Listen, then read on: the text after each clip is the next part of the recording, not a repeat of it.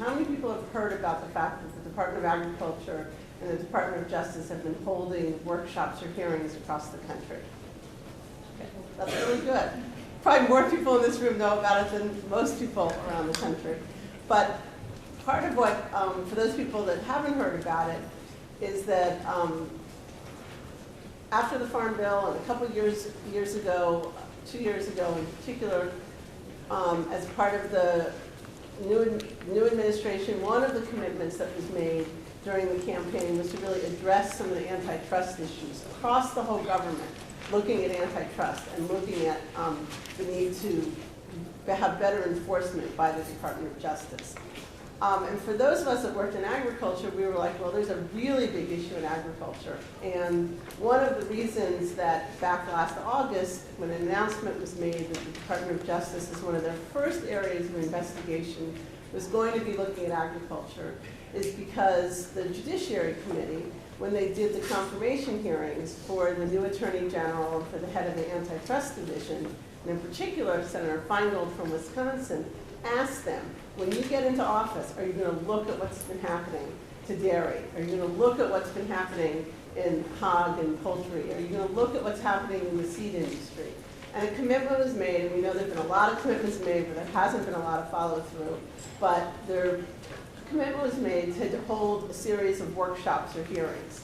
And some of us last summer, when we heard about this, we thought, well, there'll be 1 or 2 hearings, and then hopefully there'll be some action really fast. Well, the good news is they've held some hearings and some workshops. The bad news is they're just going to be wrapping up in December, and we're still waiting to be hearing about some action. And our panel today will talk about some of those opportunities and some of those issues. But we're also going to talk about how people are being impacted by that corporate consolidation and by corporate power in the food system at a lot of different levels. So one of the things that we'll discuss and we'll pick up at the end is there's 1 hearing, 1 workshop left. The Department of Justice can't call them hearings because they're not like a legal hearing, but they're day-long workshops where anywhere from 300 to 400 people in Alabama to close to 2,000 people in Colorado have attended, or 1,500.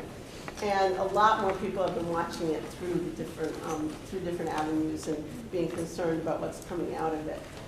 There was also an opportunity still for the public to comment and for all those comments to be available and to be available through the public docket for people to see what different people are saying. And we've been working hard to make sure that farmers and the public are engaging in the process and not just corporate agribusiness, which doesn't want there to be any action taken by the Department of Justice. So we're going to start out, and Joel Greeno, who's a dairy farmer from Wisconsin, is going to start off and talk about some of the dairy experience. Then we'll bounce over to this side and hear about fishing and restaurant workers, and then Karen talking to us from New York City. So, Joel? Okay. I'm Joel Greeno, dairy farmer from Kendall, Wisconsin, and confronting corporate power. Big challenge. I and John Kinsman went up to my church the other night, and we were supposed to speak on this issue for 20 minutes, and we talked for 2 hours. We only have 8 minutes today. Yeah, so I'm trying to figure out how to say everything we said then in 8 minutes. But I guess I'm honored to have had the opportunity to be here to speak, honored to have the opportunity to be able to give testimony at 3 out of the 4 Department of Justice hearings or workshops that have been held so far. I was in Ankeny, Iowa for the seed concentration one on March 12th. And, you know, just to hear the numbers are staggering. To know that Monsanto and Dow Chemical own 95% of the world's seed supply of everything. Is there an antitrust problem? You have to be blind not to see it. Then in June 25th, I was one of 8 dairy farmers from the U.S. that had the opportunity to give testimony at the DOJ workshop in Madison, Wisconsin. And of the 8 dairy farmers, only 3 of us really had anything to say. And those being Darren Von Ruden, the Farmers Union President of Wisconsin, Joaquin Content, the Farmers Union President of California, and myself. And of us 3, I maybe I'm a little biased, but feel I gave the most compelling testimony. And given just the shocked response of U.S. Ag Secretary Bill Sack and U.S. Assistant Attorney General Christine Varney, who almost fell out of her chair when I started making demands, and just a small sample of some of the demands that I made that day in Madison. I asked that with the history of price fixing from the CME block trading is the direct factor in milk pricing, and that the Commodity Futures Trading Commission needs immediate jurisdiction over the CME trading.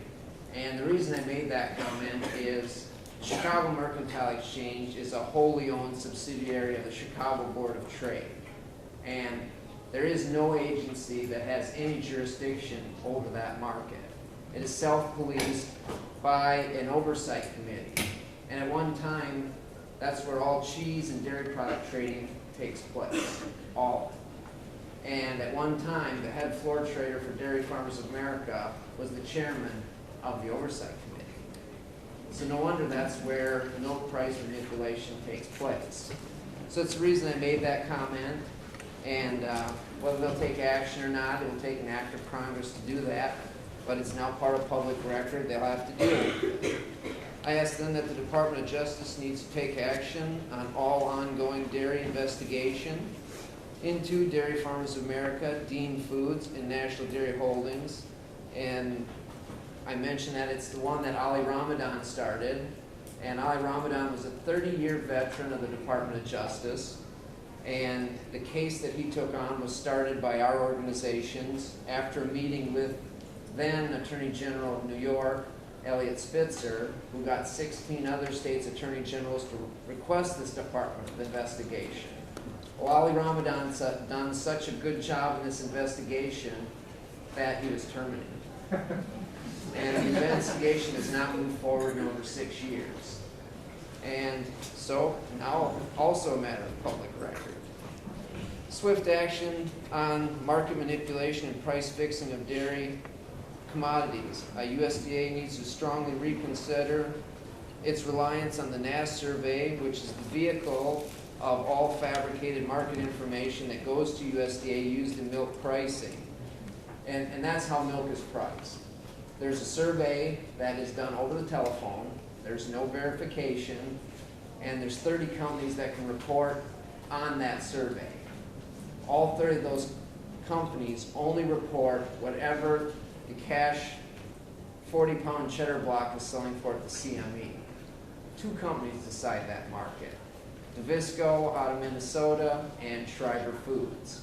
And anybody that had breathed Nabisco's name up to that point had seen an army of lawyers at their door demanding retractions of comments, apologies, or future legal action. And so I waited for a few weeks at home for the barn to burn down, and the milk's not going to stop coming. And my neighbor's the chief of police of 2 small communities, so I kind of had him keeping an eye on things, just in case. And wouldn't have been quite so nervous, but one of the companies I implicated is where my milk ends up. So, but it's still being picked up, and one of the results is cheeses went up every day on the market since the day of my testimony. So I succeeded partially in my goal. I asked DOJ that they move forward to the creation of a food and ag unit with field offices. And I also asked, and this is the one that shocked Christine Varney, I asked, is the antitrust division the appropriate division to investigate milk pricing, or should it be shared with or handed off to the racketeering division? When you have backdoor deals, under-the-table deals, kickbacks, payoffs, market manipulation, price fixing, there's no reason that racketeering should not be involved. And I asked then that dairy farmers deserve dignity, they deserve justice, they deserve cost of production plus a reasonable profit. Nothing I said was unreasonable. Now we can sit and wait, see whether they're going to take action or not. And then August 27th, I did fly out to Fort Collins then for the DOJ hearing on livestock. And again, you know, the numbers are staggering. I mean, I hear guys giving testimony that a plant that processes 1.5 million head of cattle a day is 3% more efficient than a plant that processes 1.3 million head a day. And that plant is 12% more efficient than a facility that processes 950,000 head a day. Is there any reason we don't understand why we have E. coli problems? When this means that an animal is going through that facility at 1 every 10 seconds? I mean, there's no way the workers can handle the workload and what's going on there. I mean, it's no wonder that lives are lost and accidents happen at the rate they do, food contamination at the rate it happens, and it's the responsibility of all of us to say enough is enough. We've got to put an end to it. We've got to circumvent this mess.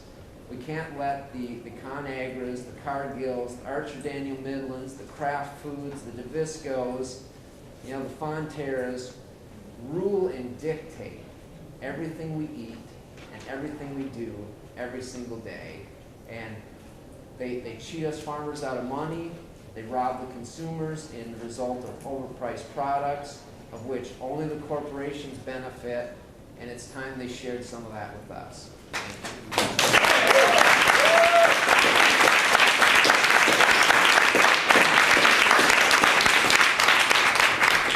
So Joel's comment about being biased about his presentation, he was also the only farmer